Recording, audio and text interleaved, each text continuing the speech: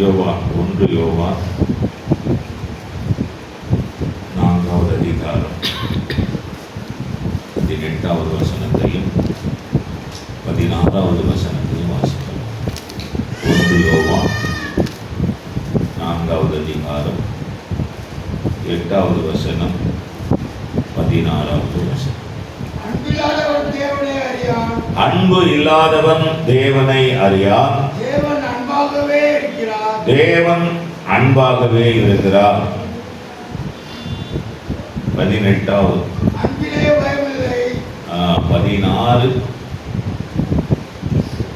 தேவன் நம்மில் வைத்திருக்கிற அன்பை நாம் அறிந்து விசுவாசித்திருக்கிறோம். தேவன் அன்பாகவே இருக்கிறார். அன்பில் நிலைத்திருக்கிறவன் தேவனை நிலைத்திருக்கிறான், தேவனும் அவனை நிலைத்திருக்கிறார். தேவன் நம்மேல் வைத்திருக்கிற அன்பை நாம் அறிந்து விசுவாசித்திருக்கிறோம். தேவன் அன்பாகவே இருக்கிறார். அன்பில் நிலைத்திருக்கிறவன் தேவனில் நிலைத்திருக்கிறான், தேவனும் அவனில் நிலைத்திருக்கிறான். அல்லேலூயா. அருமையான வார்த்தை. தேவன் யாருன்னா அவர் அன்பு உள்ளவர். தேவன் எப்படிதான் இருக்கிறார்? அன்பாகவே இருக்கிறார். யாருக்கும் தேவன் எதிராக செயல்படுவதே கிடையாது. அல்லேலூயா, அல்லேலூயா. கவனிங்க, ஏதேன் தோட்டம் அடுத்தது பரலோகம். ஏதேன் தோட்டத்திலிருந்து வெளியே வாழ்ந்த வாழ்க்கை, பரலோகத்துக்கு வெளியே வாழ்ந்த வாழ்க்கை. இது தேவனுடைய திட்டம் இல்லை. எல்லாம் புரிஞ்சுக்கணும். கேட்கறதுக்கு புதுசா இருக்கும். நான் ஒரு இடத்துல ஊழியக்கார கூட்டத்தில் பேசினேன். கேட்கறதுக்கு புதுசா இருக்கு. எல்லாருக்கும் கொஞ்சம் பயமா நிறைய கேள்விகள் கேட்டேன். ஏதேன் தோட்டத்துக்கு உள்ள பரலோகத்துக்கு உள்ள, அப்போ ஏதேன் தோட்டத்துக்கு வெளியேவும் பரலோகத்துக்கு வெளியேவும், உள்ள இல்லை, பரலோகத்துக்கு வெளியேவும். ஏதேன் தோட்டத்துக்கு உள்ள வாழ்ந்த வாழ்க்கை தேவ திட்டமானது. அதே போல பரலோகத்துக்கு உள்ளே வாழ்கிற வாழ்க்கையும் தேவ திட்டமானது. அப்போ பரலோகத்துக்கு வெளியேவும் ஏதேன் தோட்டத்துக்கு வெளியும், ஏதேன் தோட்டத்துக்கு வெளியே இருந்து பரலோகத்துக்கு வெளியே. அப்போனா ஆதாம் ஏவாள் வெளியே துரத்தப்பட்ட முதற்கொண்டு, காயின் ஆபேல் பிறந்த முதற்கொண்டு, அதுக்கப்புறம் அப்படியே சந்ததி வந்து நோவா அழிஞ்சி, நோவா காலத்துல அழிஞ்சி அழிவு வந்து, நோவாவுக்கு அப்புறம் சந்ததிகள் உருவாகி, அதுக்கப்புறம் ஆபிரகாம் காலம், அதுக்கப்புறம் மோசே காலம், அதுக்கப்புறம் தீர்க்கதரிசிகள், நியாயாதிபதிகள் காலம், இயேசுவின் பிறந்த போது இருந்த அந்த காலம். இதெல்லாம் தேவ திட்டமா? மோசையின் காலம் தேவ திட்டமானா? இல்லை. உனக்கு விரோதமாய் உருவாக்கப்படுகிற ஆயுதம், உனக்கு விரோதமாய் ஒரு வழியாய் வருவார்கள். ஆமென். உனக்கு விரோதமாய் ஒரு வழியாய் வருவார்கள், 7 வழியாய் கல்லுண்டு போவார்கள். இதெல்லாம் தேவ திட்டமா? ஒரு மனிதனை அழிப்பது தேவ திட்டமா? அப்படின்னா இல்லை. அப்ப அந்த வசனம்லாம் நம்ம சொல்றோமே பாஸ்டர், கரெக்ட், வசனம் கரெக்ட். அது எப்ப சொல்லப்பட்டது? கர்த்தருடைய திட்டத்தில் அது உண்டானா? இல்லை. தேவன் யாரா இருக்கிறார்? அன்பாகவே இருக்கிறார். அவர் யாருக்கு விரோதமா எதையும் செய்யறதெல்லாம் கிடையாது, யாரையும் அழிக்கிறதெல்லாம் கிடையாது. கடவுளை வைத்து, ஆண்டவரை வைத்து, உன்னதமான தேவனை வைத்து செய்வனை செய்து பிலிசூனியம் செய்து இன்னொருத்தனை அழிச்சிட முடியாது. அழிக்கவும் திருடவும் கொல்லவும் வந்தவன் யாரு? அவனை வச்சுதான் பிலிசூனியம் செய்யலாம், அவனை வச்சுதான் மாந்திரியம் பண்ணலாம். ஆனா ஏசப்பாவை வச்சு இதெல்லாம் பண்ணவே முடியாது. கூடாதுங்கள, முடியாது. ஏன்னா அவர் எல்லாருக்கும் தகப்பன். அவர் யாராவா இருக்கிறார்? அன்பாகவே இருக்கிறார். யாருக்கும் விரோதமா அவர் செயல்படுவதே கிடையாது.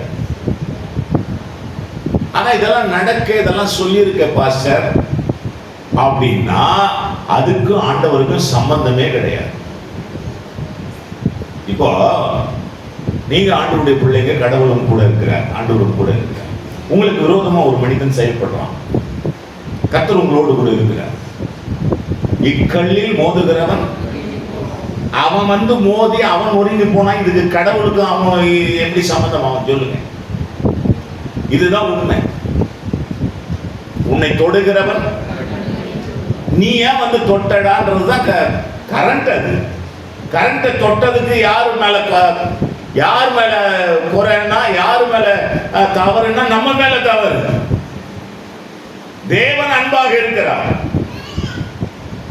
தேவனுடைய பிள்ளைகள் சோதரம் தேவனால் பாதுகாக்கப்படுகிறார்கள், அதெல்லாம் உண்மை. ஆனா இன்னொரு மனிதனை அழிக்கிறாரா ஆண்டவர்னா? இல்ல.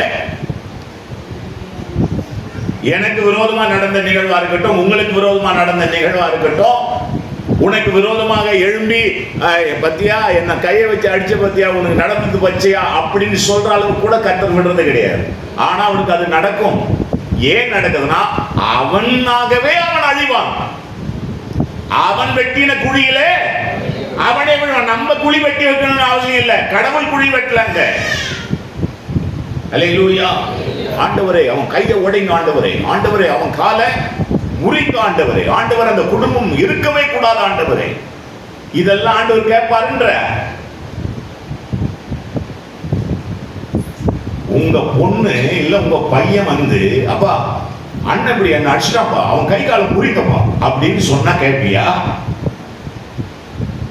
அடிச்சிருந்தாலும் கேட்பியா? கேட்க மாட்டோம். அப்ப தேவன் யார்? தெய்வத்தின் தன்மை என்னன்னா அன்பு. அவர் அன்பாக தான் இருப்பார், யாரையும் அவர் ஒண்ணும் பண்ண மாட்டார். அல்லேலூயா. இங்க பாருங்க, தாவீதுக்கு முன்னாடி இந்த ராஜா யாரு? சவுல் இருந்தார்ல. சவுல் தாவீதுக்கு விரோதமா நிறைய விஷயம் செஞ்சார்ல. அல்லேலூயா. செஞ்சாரா இல்லையா? செஞ்சாரு. தாவீது தேவ மனுஷன். சவுலை அழிக்கணும்னா ஒரு வினாடியில கொண்டுட்டு இருக்கலாம். கடைசி வரைக்கும் தாவீது என்ன பண்ணல சவுலை. ஆனா தாவீது அழிஞ்சானா இல்லையா? தாவீது அழிஞ்சானா இல்லையா? அழிஞ்சான். அது தேவ பிள்ளைகள் செய்வாங்களா? செய்ய மாட்டாங்க. தாவீதே போயிட்டு ஒரு இடத்துல மாட்டுவாரு, அங்க போயிட்டு எதிராளி வந்து அழிச்சுட்டு போயிட்டு முடிஞ்சு. அவர்களாகவே அவர்களுடைய சூத்திரம் நிலையில் விழுந்து போவார்களே ஒழிய, தேவனுக்கும் அதற்கும் கொஞ்சமும் சம்பந்தம் தொடர்பு கிடையாது.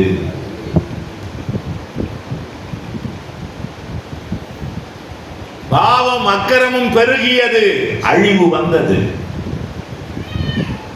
தேவனுடைய பிள்ளைகளுக்கு விரோதமாய் பேசினால், தேவனுடைய பிள்ளைகளுக்கு விரோதமாய் செயல்பட்டால், நான் போய் செபிக்கிறோம், ஆண்டவர் என்னால முடியலப்பா, என்னால முடியலப்பா. ஆனா ஆண்டவர் கேட்காதவன் மாதிரி இருக்கிறார். கேட்கல, அடிச்சு விட்டான், இந்த 2 மாசமா அப்படியே விட்டு வச்சிருக்கிறேன்னு நம்ம கேட்போம், அவரான சண்டை போடுவோம். ஆனா அவருக்கு அப்படி இருப்பாரு, செய்யப்பட்டார். ஆனா நீ எதிர்பாராத நேரத்துல திடீர்னு தகவல் வரும். எப்படின்னா, அவனே போய் ஒரு இடத்துல மாட்டுவான், அவனே போய் ஒரு இடத்துல சிக்குவான், அவனே போய் ஒரு இடத்துல போவான், வம்புக்கு போவான். உங்ககிட்ட வம்புக்கு வந்தான்ல, அதே மாதிரி இன்னொரு இடத்துக்கு வம்புக்கு போவான், அங்க போய் முடிஞ்சிருக்க. தேவனுக்கும் அதுக்கும் சம்பந்தமே, தேவ பிள்ளைகளுக்கும் அதுக்கும் சம்பந்தமே கிடையாது. தேவன் ஒரு நாள் நம்மை பழிக்காரர்களாய் வைக்க மாட்டார். ஏனென்றால் அவருடைய தன்மை, அவருடைய ரூபம் மொத்தமே அன்பு. அவர் அன்பாகவே இருக்கிறார். இயேசுவை நீ ஏவி விட முடியாது. சம்திங் கொடுத்து நீ போ, எனக்காக போயிட்டு இதை பண்ணுங்க. அல்லேலூயா. ஆமென். நிறைய இடத்துல போஸ்ட் எல்லாம் பார்த்துருங்க, அமாவாசை என்னது, அமாவாசை இரவு ஜபம். இப்ப நான் பார்த்தேன், ஆடி அமாவாசை இரவு ஜபம் போட்டுருக்கோம். அது ரொம்ப இதுவா இருந்தது எனக்கு. என்னடா இது, ஆடி புதுசா போடுவான். ஏன்னா மக்கள் எப்படியாவது என்ன பண்ணி ஆகணும், கவர் பண்ணி ஆகணும். நீ என்ன பண்ணாலும் சரி, தேவன் காலையில் பார்த்தோம் இல்லையா, அவர் கையில நீ என்ன பண்ணாலும் சரி அவர் அதை தான் பார்ப்பார். நீதியின் பக்கமே இயேசு நிற்பார். கரங்களை வெட்டி கத்தரை சோதரமான அல்லேலூயா. நான் பாஸ்டர் இத்தனை வருஷம் ஊழிக்கிறேன், நீதி எங்கேயோ அங்கே நிற்பார். வேதம் தெளிவாக இருக்கிறது. நீதிமானுக்கு ஒரு அந்த அந்த ஸ்பைன்ல தான் நிற்கணும், அங்கதான் நிற்கணும். என்னை அழிச்சு விட்டான், என்னை கேட்டு விட்டான். அதாவது நான் இங்க நிற்கிறேன், எதிராளிகளும் என்னை தாக்கியிருக்கிறார்கள், எதிராளிகளும் வசம் பாடியிருக்கிறார்கள், எதிராளிகளும் பண்ணியிருக்கிறார்கள். அதைவிட நாம் பெற்றெடுத்து உருவாக்குகிற பிள்ளைகளும் நம்மை திட்டி தீர்த்திருக்கிறார். அந்த நேரத்திலும் மன தைரியத்தோடு கூட இருப்பதுதான் சிறந்தது. அல்லேலூயா. கவனிக்கணும். ஆனால் நாம் எதை கொட்டினாலும் நிச்சயமாய் நாம் தான் என்ன செய்ய வேண்டும்? வாரணும். நம்ம தான் வாரியாகணும். வேற ஒன்றும் வர போறதில்ல.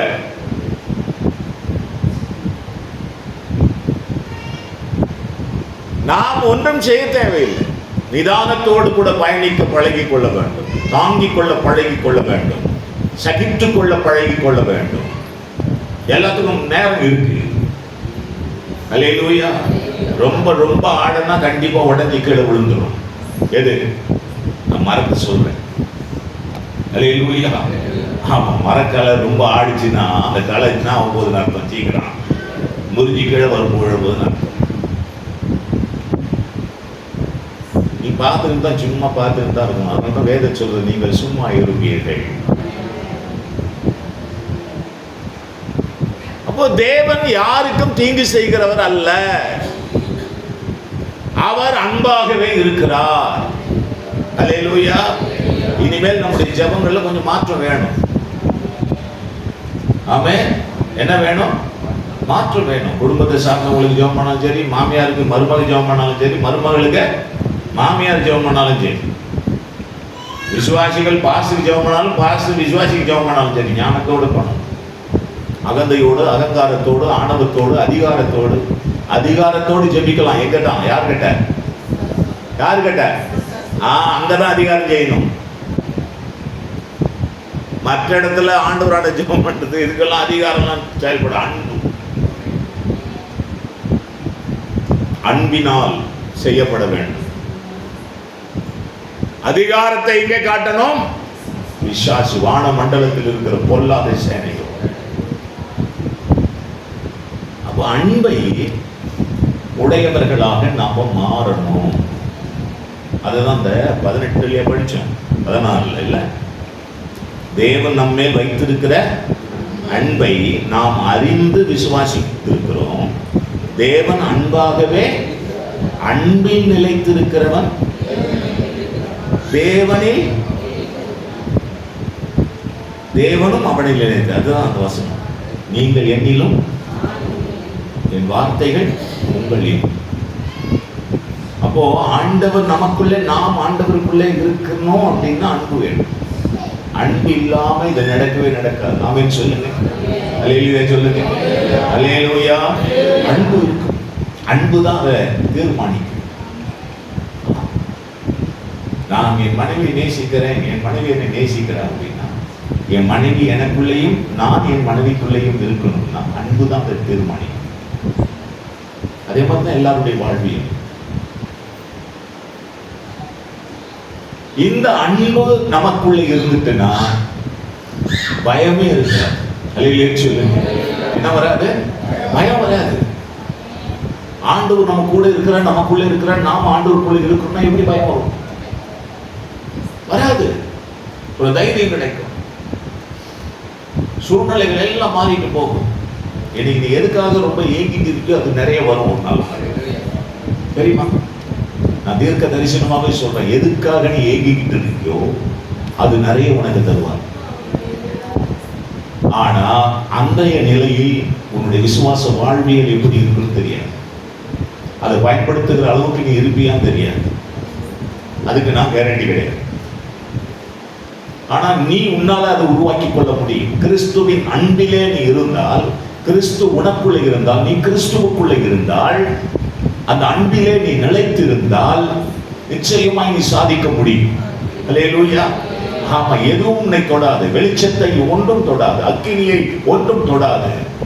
அக்னி கட்ட ஏதாவது வந்தால் சுட்டெரித்து கீழே எல்லாம் சாம்பலாய் போகும்.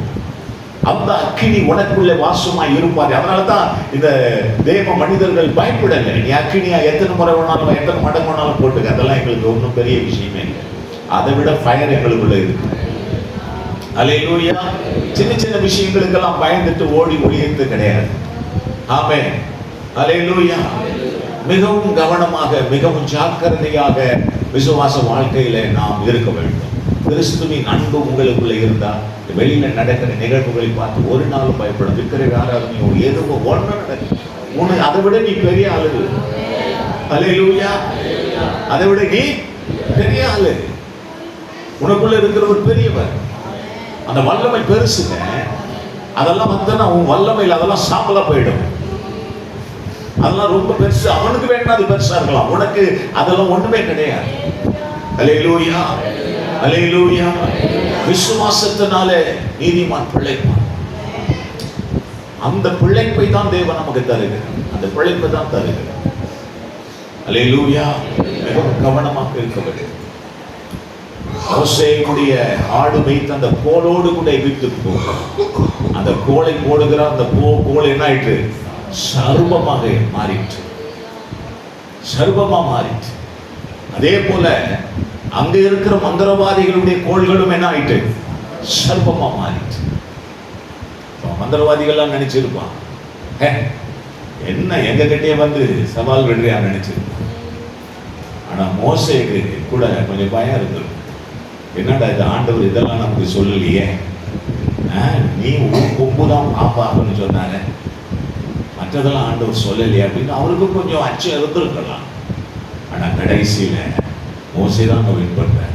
அல்லேலூயா. இதுதான் வாழ்வியல். மந்திரவாதி, சூனியம், செய்வன, ஏவல், சோதரம், அது இது என்ன வேணாலும் இருக்கட்டும், கடைசியில் ஆமா. ஆனா நீ அதை மேற்கொள்வாயை ஒழிய அது உன்னை மேற்கொள்ளவே கொள்ளாது. அல்லேலூயா. இதுதான் நம்முடைய வாழ்வியல். அதனால்தான் கிறிஸ்துவின் அன்பிலே நாம் நிலைத்திருந்தால் இதெல்லாம் நமக்கு ஒண்ணும் கிடையாது. கிறிஸ்து நம்மோடு கூட இருந்தால் இதெல்லாம் ஒண்ணும் கிடையாது. அல்லேலூயா. இதெல்லாம் ஒண்ணுமே கிடையாது. கர்த்தர் அதெல்லாம் சாம்பலாக்கி சாம்பலாகி உன்கிட்ட வந்தாலும் இது சாம்பலாயிடும். ஆமென். உங்ககிட்ட வந்தால் அது என்ன ஆயிடும்? சாம்பலா போயிடும். சாம்பலா போயிடும்.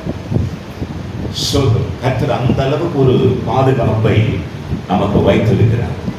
ஆமென். 1 கொரிந்தியர் 16வது அத்தியாயத்துல 14வது வசனம், 16வது அதிகாரம் 14வது வசனம். உங்கள் காரியங்கள் எப்படி? அன்போடு செய்யப்பட கடவுது. நீங்கள் செய்கிற ஒவ்வொரு காரியமும் அன்போடு செய்யப்பட வேண்டும். அல்லேலூயா. அன்பு இல்லாதவன் தேவனை அறியாமல் இருக்க வேண்டும்.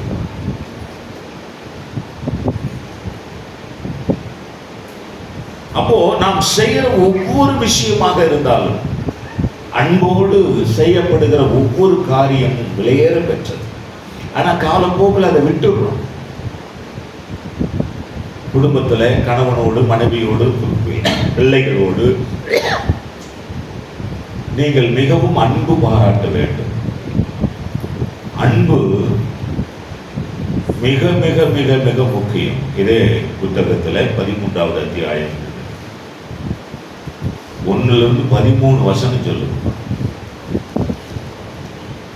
நான் மனுஷர் பாஷைகளையும் தூதர் பாஷைகளையும் பேசினாலும் அன்பு எனக்கு இராவிட்டால் வெறும் ஓசை வரும், ஓசை மாதிரி இருப்பேன், சத்தம் தான். லபோதிபோன் கத்தின்னு இருக்க வேண்டியதான் வீட்டுக்குள்ள, எப்ப பார்த்தாலும் சவுண்டு சத்தம். அன்பு இருந்தா, அன்புக்கு காதுகள் உண்டு. ஆமென் சொல்லுங்க. அன்புக்கு என்ன உண்டு? நான் அனுபவிச்சிருக்கின்ற மட்டும் கை வைத்துங்க. எல்லாருக்கும் இங்க இருக்கிறவங்க எல்லாருக்கும் தெரியும், அன்புக்கு காதுகள் உண்டு. அன்பு மட்டும் இருந்தா அந்த காதுல சத்தம் கேட்கும். அன்பு இல்லைன்னா ஸ்பீக்கர் பாக்ஸ் சத்தம் பெருசா கேட்டா கூட கேட்காது. நான் கத்திக்கினே இருக்கிறேன், கேட்டுக்கினே இருக்கிறேன், உன் காதுல எங்க கேட்டுச்சு? அப்படியே சுத்த. ஏன், என்ன காரணம்னா அங்க என்ன இல்ல?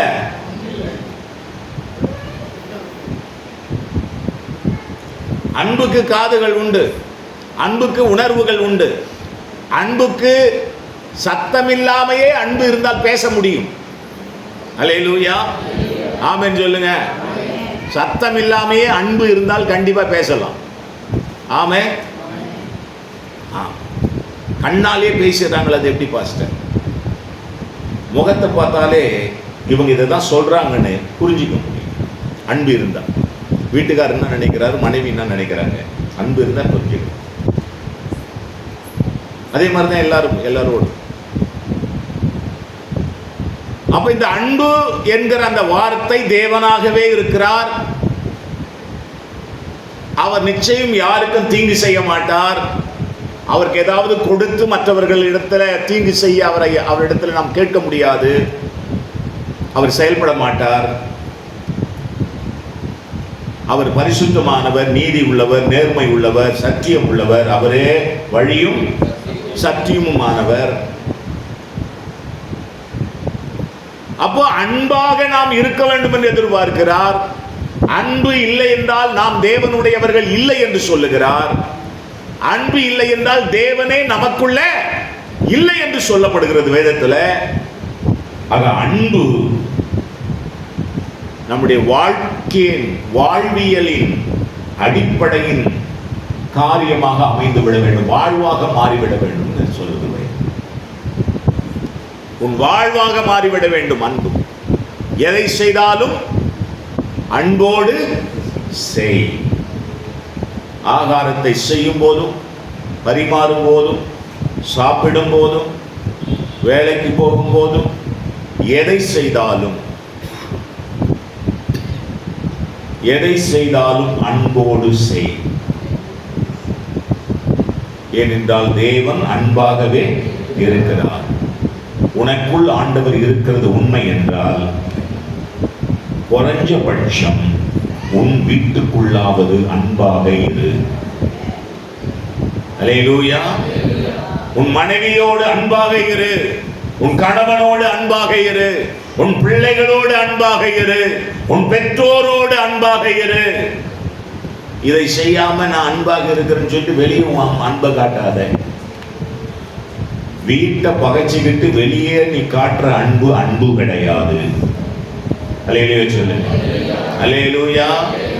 ஏன்னா அன்புக்கு என்ன இல்லை, அன்புக்கு என்ன இல்லை. ஆமா, கவனிங்க. அதில் ஒரு லிஸ்ட் இருக்கு பாருங்க. அன்புக்கு நீடிய சாந்தமும், 4ஆம் வசனத்தில் அன்புக்கு பொறாமை இல்லை, அன்பு தன்னை புகழாது, இருமாப்பாயிராது. அன்பு இருக்குதுன்னா இருமாப்பு இருக்காதாம். அன்பு இருந்துச்சுன்னா தன்னையே பெருமையா பேசிட்டு இருக்காதாம். அன்பு இருந்துச்சுன்னா பொறாமையே வராதான். அல்லேலூயா. அன்பு ஒரு நாளும் அயோக்கியமானதை என்னதுங்க செய்யாது. யோக்கியமான காரியத்தை செய்யும் அன்பு. யோக்கியமா இருக்கிறோமா? யோக்கியமா நடக்கல, நீ யோக்கியனா அப்படின்னு கேட்குறாங்கல்ல. மனைவிக்கு துரோகம் பண்ணுவது, கணவனுக்கு துரோகம் பண்ணுவது, கர்த்தருக்கு துரோகம் பண்ணுவது, கர்த்தர் கொடுத்திருக்கிற வேலைக்கு, பொறுப்பான வேலைக்கு துரோகம் பண்ணுவது, பொறுப்பின்மையாக வாழ்வது, இதெல்லாம் அன்பு இல்லை. அன்புக்கு அதுக்கு சம்மதமே கிடையாது.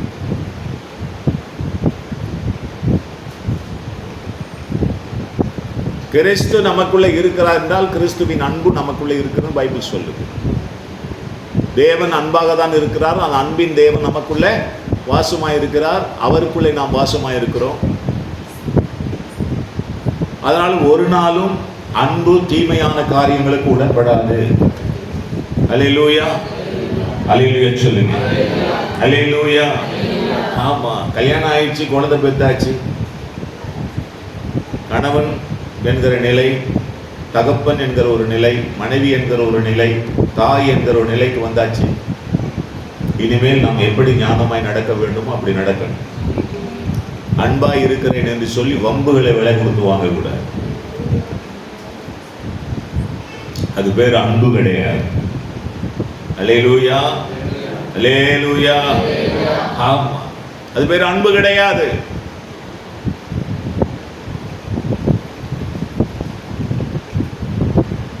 அன்பு ஒரு நாளும் அயோக்கியமானதை செய்யாது. அது யோக்கியமானது இல்லை, அயோக்கியமானது.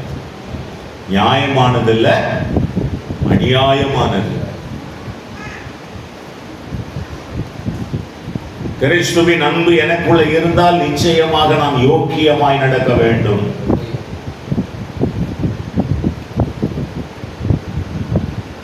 தேவன் உனக்கு கொடுத்திருக்கிற குடும்பத்தை ஒழுங்கா நடத்தாம ஊழியமே செய்யக்கூடாதுன்னு பைபிள்ல. அல்லேலூயா சொல்லுங்க. அல்லேலூயா. என்ன செய்யக்கூடாதா? வீட்டுக்காரனை கவனிக்கல, பிள்ளைங்களை கவனிக்கல, காலையில் ஒரு பேக்கை தூக்கி மாட்டின்னு கிளம்பிடுது. கர்த்தர் எதிர்பார்க்கிறாரா? அது சாட்சி உள்ளதா? கர்த்தர் விரும்புகிறாரா? இல்லை.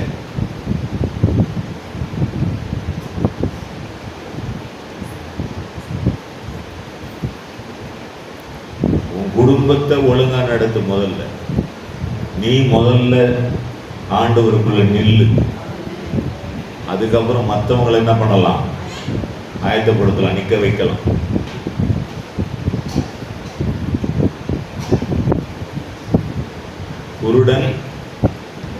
குருடனுக்கு நீயே குருடனா இருக்கிற,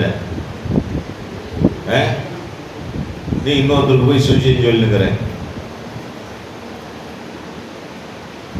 இயேசு நல்லவர் தான், எனக்கு தெரியும். நீ யாருன்னு கேட்கலாம் இன்னைக்கு எல்லாருமே. அல்லேலூயா சொல்லு. அல்லேலூயா. இயேசு நல்லவர் தான், நீ யாரு? நீ யாருமா? உங்க வீட்டுக்காரர் என்ன பண்றாரு? எங்க வீட்டுக்காரர் டாஸ்மார்க்ல உட்கார்ந்துறாரு.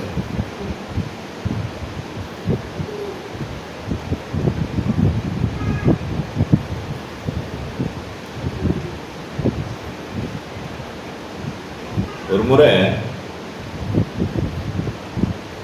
ஒரு 25 வருஷத்துக்கு முன்னாடி நடந்த ஒரு நிகழ்வு ஞாபகத்தில் வரதுனால சொல்றேன்.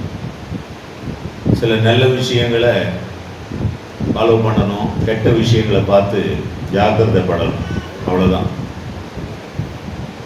எச்சரிக்கையா இருக்கணும்.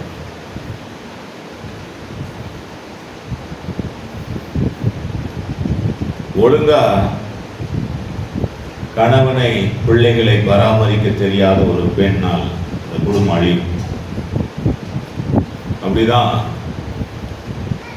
கணவனையும் பிள்ளைகளையும் பராமரிக்க முடியாத ஒரு பெண்ணால் இந்த கணவன் தடுமாறி போய் பாவம் வழியில போயிட்டான். வேறொரு பெண்ணை கூட்டி கொண்டு வந்து, அது எவ்வளவு பெரிய அநியாயம். அன்பு அநியாயம் செய்யாதுன்னு படிக்கிறோம்.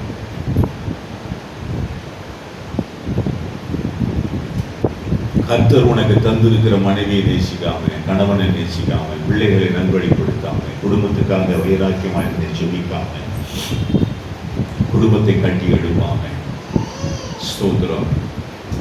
கணவனாக இருக்கட்டும், மனைவியாக இருக்கட்டும், பிள்ளைகளாக இருக்கட்டும், ஸ்தோத்திரம். அந்த தெய்வீக அன்பை உடையவர்களாக இருந்தால் உடைய குடும்பம் கட்டப்படாது. அல்லேலூயா. எல்லா குடும்பத்திலும் நடக்கிற பிரச்சனைகள் எல்லா குடும்பத்திலும் நடக்கும். ஏன்னா இந்த உலகம் பிரச்சனை நிறைந்த ஒரு உலகம். உலகம் கஷ்டம் நிறைந்தது, பாடுகள் நிறைஞ்சது. அது எல்லாருக்கும் வரும். நாம் அதெல்லாம் தாங்கி ஜெயிச்சு வரணும்னா கிறிஸ்துவின் அன்பு நமக்குள்ளே ஊற்றப்பட்டிருக்கணும். அது இல்லாம நிச்சயம் வாய்ப்பே கிடையாது. அல்லேலூயா, அல்லேலூயா. நாம் தேவன் ஊழியத்தெல்லாம் பார்த்து மயங்கிறதெல்லாம் கிடையாது. நல்லா புரிஞ்சுக்கிட்டு நிறைய பேர் தப்பா நினைச்சிட்டு இருக்கீங்க ஆண்டவரை. இந்த உலகம் உங்களை நான் உங்களை சொல்லல, தப்பா நினைச்சிட்டு இருக்கு.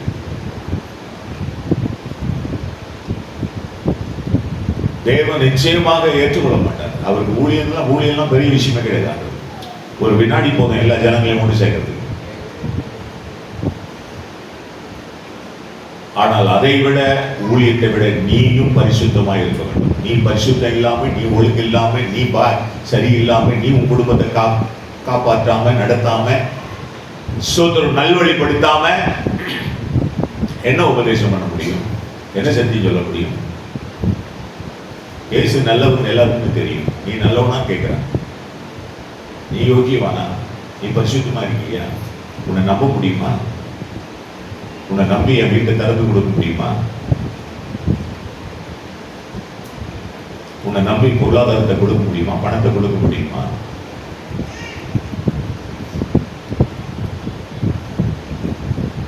எத்தனை பேர் நம்பிக்கைக்குரியவர்களாக இருந்தாங்க? விசுவாசிகளாக இருக்கட்டும், ஊழியர்களாக இருக்கட்டும்.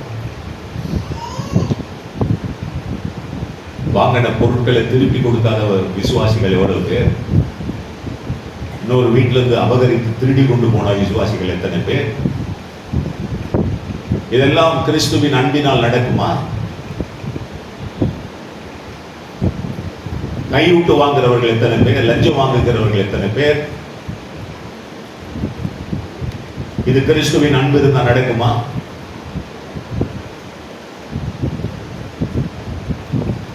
கவனம் தேவை. கிறிஸ்து ஒரு நாளும் தீங்கு செய்கிறவர் இல்லை. அல்லேலூயா. ஆனால் கிறிஸ்தவர்கள் தீங்கு செய்கிறார். கிறிஸ்தவர்கள் திருடுகிறார், பொய் பேசுகிறார், அபகரிக்கிறார், லஞ்சம் வாங்குகிறார், தவறான காரியங்களை செய்கிறார், மனைவிக்கு துரோகம், கணவனுக்கு துரோகம் பண்ணுகிறார்கள், பிள்ளைகளுக்கு துரோகம் பண்ணுகிறார்கள். இதெல்லாம் சகஜமாய் நடக்கிறது. விவாகரத்து சகஜமாய் நடக்கிறது. விவாகரத்து என்பது சகஜமாய் நடக்கிறது கிறிஸ்தவர்களிடத்தில். தேவன் விரும்புகிறாரா? விவாகரத்து தேவனுடைய திட்டமா? கிடையவே கிடையாது. அல்லேலூயா. தவறு செய்தால் விவாகரத்து செய்யலாம் என்று வேதத்தில் இருக்கிறதே. நான் சொல்லிட்டேன், ஏதேன் தோட்டத்துக்கு வெளியே, பரலோகத்துக்கு வெளியே நடந்த அத்தனை நிகழ்வுகளும் தேவன் பொறுப்பு கிடையாது. மனிதன் பாவம் செய்து கெட்டு போனான், தேவன் அங்கங்கே அவனுக்கு மருந்து போட்டு வரார். அவ்வளவுதான். ஏதேன் தோட்டத்துக்கு உள்ளே ஒருவனுக்கு ஒருத்தி, அதுதான் தேவ திட்டம். அதுதான் தேவ திட்டம். அவர்கள் தவறு செய்யும் போது ஏதேனை விட்டு வெளியே துரத்தப்பட்டார், பாவம் செய்தார்கள். அவர்கள் ஆசை இச்சைகள் பெருகி போனது. தேவன் அவர்களை கொஞ்சம் கொஞ்சமாய் திருத்தி கொண்டு வருகிறார், திருத்தி வருகிறார். அதற்கு தான் சில நேரங்களிலே சில காரியங்களை அவர்களுக்கு அனுமதிக்கிறார். ஆனால் அது தேவனுடைய விருப்பமே கிடையாது. கரங்களை வேண்டி கத்தரை சோதனம் பண்ணவும். சில நேரங்களில் நம்முடைய பிள்ளைகள் கட்டாயப்படுத்துகிறார்கள் இல்லையா, எனக்கு வேண்டும் அடம்பிடிக்கிறார்கள் இல்லையா. பெற்றோர்களாகி நாம் என்ன செய்கிறோம்? சரி, வேற வழியில் நம்ம போதும், விருப்பப்பட்டா செய்கிறோம். இல்லை, அதேதான். முழு வேதாகமும் ஆதியாகமும் முதற்கொண்டு ஏதேன் தோட்டத்துக்கு வெளியே புதிய வானம் புதிய பூமிக்குள்ள பிரவேசிக்கிற அந்த காலம் வரைக்கும் நடக்கிற நிகழ்வுகள் எல்லாம் தேவனுடைய விருப்பங்கள் இல்லை. மனிதர்களுடைய இச்சைகளுக்கு, அவர்களுடைய விருப்பங்களுக்கு தேவன் விட்டு கொடுத்தார். அதிலிருந்து வருகிற சொல்யூஷன் தான் அதெல்லாம். அவங்களை மீட்டெடுப்பதற்காக தேவன் கொடுத்த வார்த்தைகள் தான். விசுவாச வார்த்தைகள், நம்பிக்கைக்குரிய வார்த்தைகள், தீர்க்க தரிசன வார்த்தைகள், வாக்குத்தத்தமான வார்த்தைகள், இதெல்லாம் சொல்யூஷன் தான். ஆண்டுடைய விருப்பம் மருந்து மாத்திரம் தான் அது எல்லாமே. ஆனா ஆண்டவருடைய விருப்பம் நோய் இல்லாத வாழ்வு. கரங்களை கட்டி கர்த்தரை மகிமைப்படுத்தும். அல்லேலூயா. நீதி எல்லாம் வாக்குத்தத்த வார்த்தை, அந்த வார்த்தை, இந்த வார்த்தை, இது எல்லாமே மருந்து மாத்திர மாதிரி உனக்கு போ, அவ்வளவுதான். ஆனா மருந்து மாத்திரையே சாப்பிட்டு உயிரா இருப்பேன்னு சொல்லிட்டு இருக்காத. அல்லேலூயா. நிறைய பேர் அந்த வசனத்தை மட்டும் பிடிச்சுக்கிட்டு, ஆண்டவர் சொன்னார், நான் உன்னை விட்டு விலகுவதில்லை, நான் என் சமூகம் உனக்கு முன்பாக செல்லும். எந்த வண்டியில் ஏறி தெரியுமா? எந்த வண்டியில? பாட்டில் ஏற்றி போற வண்டியில ஏறி. என்ன வசனம்? பாட்டில் எவனும் தடை பண்ணக்கூடாது. அரிசி ஏற்றின்னு போகிற வண்டியில் ஏறிந்தாலும் பரவாயில்லை, பாட்டில் ஏற்றின்னு போகிற வண்டியில் ஏறி வச்சு. அப்போ எல்லாத்துக்கும் வசனம் இருக்குது. எழுதி வச்சுட்டு போனால் வந்துடுமா சமூகம்? வசனத்தை எழுதி வச்சுட்டு வண்டியில் போனால் வசனம் வந்துடுமா சமூகம்? வராது. அதெல்லாம் சொல்யூஷன். உன்னை ஆறுதல் படுத்த, உன்னை தேர்தல் படுத்த கற்றுக் கொடுத்த வார்த்தை. ஆனால் தேவனுடைய விருப்பம் நீ பரிசுத்தமாய் வாழ்வது. அல்லேலூயா. நோய் இல்லாமல் வாழ்வது, அழுக்கு இல்லாமல் வாழ்வது, கரை இல்லாமல் வாழ்வது. அல்லேலூயா. பாவம் இல்லாமல் வாழ்வது. ஆமென். எந்த கஷ்டமும் இல்லாம நிம்மதியா வாழ்ற வாழ்க்கை. அதுதான் தெய்வ திட்டம். அதுதான் புதிய வானம் புதிய பூமி நமக்கு கொடுக்க இருக்கிறது. அதுதான் 1000 வருட அரசாட்சி நமக்கு கொடுக்க இருக்கிறது. அது தேவனுடைய சமூகத்தில் பிரியமானவர்களே, அந்த அன்பிலே நாம் நிலைத்திருந்தால் சோதரும். வேதம் சொல்லு 10வது வசனத்துல பாருங்க, நிறைவானது வரும்போது, அப்போ நிறைவானது என்னது? எல்லாம் முடிச்சிடறேன். நிறைவானது என்னது சொல்லுங்க. நிறைவானது வந்தால் குறைவானதெல்லாம் போயிடும். இப்போ நான் 25,000 ரூபாய் சம்பாதிக்கிறேன், அடுத்தது 50,000 ரூபாய் நிறைவானது வந்தா என் குறையெல்லாம் கண்டிப்பா. இனி 10,000 ரூபாய் செல்லாட்டிங்கன்னா எத்தனாயிரம் ரூபாய் செல்லாக மாறும்? 1 லட்சம் ரூபாய் வாங்கக்கூடாதுன்னு சொல்ல வரல. நான் டெய்லி 1000 ரூபாய் செலவு பண்ணலாம், தப்பு இல்லைங்க. டெய்லி 50,000 ரூபாய் செலவு பண்றேன், நான் தப்பே கிடையாது. நீ டெய்லி 50,000 ரூபாய் செலவு பண்றேன்னா உனக்கு டெய்லி எவ்வளவு வரணும்? குறைஞ்சது ஒரு 1 லட்சம் ரூபாய் வரணும். புரியுதா? நீ 1000 ரூபாய் செலவு பண்ணி இந்த 1000 ரூபாய் பார்க்கறதுக்கு நீ இன்னும் 6 மாசம் காத்திருக்கணும்னா செலவு பண்ணலாமா? பண்ணக்கூடாது. அப்போ முழுக்க முழுக்க பிரியமானவர்களே, அந்த தேவனுடைய அன்பிலே நம்ம நிலைச்சிருந்தா தவறான விஷயங்களில் ஒரு நாளும் ஈடுபட மாட்டோம். தவறானதை செய்துவிட்டு கர்த்தர் தான் சொன்னார் செய்தார் என்றும் சொல்ல மாட்டோம். கர்த்தர் ஒரு நாளும் தவறு செய்கிறவர் இல்லை. தவறான விஷயங்களுக்கு உடந்தையாக மாட்டார். அல்லேலூயா, அல்லேலூயா. அப்ப என்னதான் பாஸ்டர் எனக்கு விரோதமா எழுப்பி வராங்களே, செய்யறாங்களே, அடிக்கிறாங்களே, எனக்கு சூன்யம் பண்றாங்களே, செய்விட பண்றாங்களே அப்படின்னு நீங்க நினைக்கலாம். நான் சொல்றேன், நீ கம்மன் இரு. அவன் செய்வனையே அவனை திருப்பி அடிக்கும். ஆமாவா இல்லையா? அவன் வெட்டின குடியிலே அவனே விழுமா. அவன் ஏவி விட்டானே, அதுவே ரிட்டர்ன் போயிட்டு அவனை 2 போடும். நீ கம்மனு, உனக்கு அதுக்கு சம்பந்தமே இல்லை. அல்லேலூயா. தேவன் தீங்கு ஒரு நாளும் செய்ய மாட்டார், பாசும் செய்ய மாட்டார். நீயும் செய்யாத. நான் ஜெபம் பண்ணி தான் அவன் குடும்பம் அழிஞ்சு போச்சு சொல்லாத. நீ ஜெபம் பண்ணி எந்த குடும்பமும் அழிக்கவும் உன்னால முடியாது. நான் ஜெபம் பண்ணி எந்த குடும்பம் அழியாது. ஏன்னா தேவன் அழிக்கிறவர் இல்லை.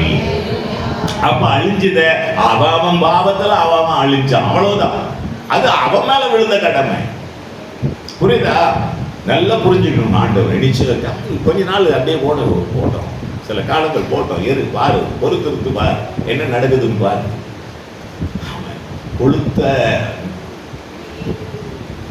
கொளுத்த நண்டு மலையில தங்காதுன்னு ஒரு பழமொழி இருக்கு. கொழுப்பு அடைஞ்ச வண்டு வெளியில தங்காதான். அது மாதிரிதான் நல்லா ட்ரெஸ் பண்ணிக்கின்னு அல்லேலூயா வந்திருக்கிற புது ஊரு நல்லா மேக்கப் பண்ணிக்கின்னு ட்ரெஸ் பண்ணிக்கின்னு நான் ஊரை சுற்றி பார்க்குறேன்னு போச்சு அந்த அம்மா. எந்த அம்மா? முடிச்சு போச்சு கதை. பெரிய சண்டை நடந்ததில்ல, வெட்டு குத்துல நடந்ததில்ல. அதனால அது யார் காரணம்? வெட்டு குத்தலம் நடந்து ஆண்டவர் வெற்றியை தந்தார். யாருடைய பிள்ளைகளுக்கு? யாக்கோபின் பிள்ளைகள் சொல்லலாமா? கிடையாது. சும்மா இருக்க முடியல. சும்மா இருக்க முடியாம ரோடை சுத்தி அடிபோட வாங்கி வர விஷயம். அல்லேலூயா. அங்க தேவனுக்கு பயந்து இருந்தா, தேவ அன்பு இருந்தா நம்ம அப்படி இருக்க மாட்டோம். எல்லாவற்றையும் அறிவோம், நிதானிப்போம். கர்த்தர் ஒரு நாளும் தீமைக்கு துணை போக மாட்டார். அவர் நன்மை செய்கிறவர். இயேசு கிறிஸ்து நன்மை செய்கிறவராக சுத்திகரித்தார், தீமை செய்கிறவர் இல்லை. அப்படி யாருன்னா தீங்கு ஏசப்பா தீங்கு செஞ்சிட்டான்னு சொன்னீங்கன்னா நம்பாதீங்க. அவர் செய்யவும் மாட்டார். அவன் பாவத்துல, அவன் செயல்ல, அவன் செஞ்சுக்கிட்டதுல அவன் அழிஞ்சு போறான், அவ்வளவுதான். அல்லேலூயா. அதுக்கும் ஆண்டவருக்கும் சம்பந்தமே கிடையாது. கண்களை பிடிச்சோம். தகப்பனே, இந்த நேரத்திலே எங்களை ஒரு விஷயம் கூட ஒப்பு கொடுக்கிறோம். எங்கள் தேவனை குறித்த நல்ல உணர்வும் அறிவும் எங்களுக்கு உண்டாகட்டும். எங்கள் தேவன் மற்ற தெய்வங்களைப் போல அல்ல ஆண்டவரே. மற்றவர்களை அழிப்பது என் தேவன் அல்ல. இந்த உலகத்திற்கு எல்லா ஜனத்தையும் நேசிக்கிறது, எல்லாரையும் நேசிக்கிறது, அன்பாகவே இருக்கிறது. அந்த அன்பை புரிஞ்சிக்காம இந்த உலகம் இருக்கு ஆண்டவரே. அந்த அன்பை எல்லாரும் புரிந்து கொள்ளுகிற விஷயம், ஒரு கன்னத்தில் அறைந்தால் மறு கன்னத்தை காட்டு என்பது தேவ திட்டம். ஹல்லேலூயா. ஏன்னா யாரையும் அடிக்காதரா, யாரையும் அவன் கொலை செய்யாத. அவன் நீ கொலை செஞ்சா நீ தப்பு பண்ணிட்டேன்னு சோத்துரும், நீ எலிஜிபிள் கிடையாது. கர்த்தர் அவனை விட்டுறார். தாவீது ரொம்ப கொஞ்சம் அநேக உயிர்களை கொண்டு குவித்து விட்டான். அவனுக்கு அந்த பாக்கியமே கிடைக்கல. தேவனுடைய ஆலயத்தை கட்டுகிற பாக்கியம் அவனுக்கு கிடைக்கல. சோத்துரும். அது தேவன் அதை விரும்பல. தேவன் அதை விரும்பல. தேவன் அவன் எல்லாரையும் நேசிக்கிறார். உயிர்ல ரத்தத்துல என்ன இருக்கிற உயிர் இருக்கிறது. அந்த உயிர் யாருடையது? தேவனுடையது. அது கீழே சிந்துவதை தேவன் விரும்புவதில்லை. அல்லேலூயா. அவனுடைய சமூகத்துல அவன் தேவன் பரிசுத்தர், பரிசுத்தர், பரிசுத்தர். அவர் ஒருவர் மட்டுமே பரிசுத்தர். கரங்களை உயர்த்தி எல்லாரும் கர்த்தரை ஸ்தோத்திரம் பண்ணுவோம். ஸ்தோத்திரம், ஸ்தோத்திரம், ஸ்தோத்திரம், ஸ்தோத்திரம். எங்கள் தேவனாகிய கர்த்தருடைய கரங்களை எங்களை ஒப்பு கொடுக்கிறோம். இந்த கிருபை எங்களோடு கூட இருக்கட்டும். பெரிய காரியங்களை கர்த்தர் செய்யும். ஜனங்களை ஆசீர்வதித்து அனுப்பும்.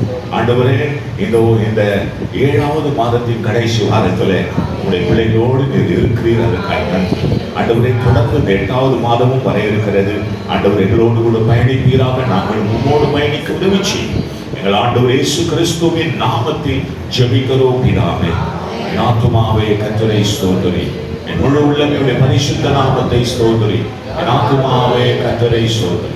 கர்த்தர் செய்த சகல உபகாரங்களை மறவாதே. ஆமென். நம் ஆண்டவராகிய இயேசு கிறிஸ்துவினுடைய கிருபை, பிதாவாகிய தேவனுடைய அன்பு, பரிசுத்த ஆவியானவருடைய ஐக்கியம் நம் அனைவரோடும் சகல பரிசுத்தவான்களோடும் தங்கியிருப்பதாக. ஆமென். God bless you. God bless you. Praise the Lord.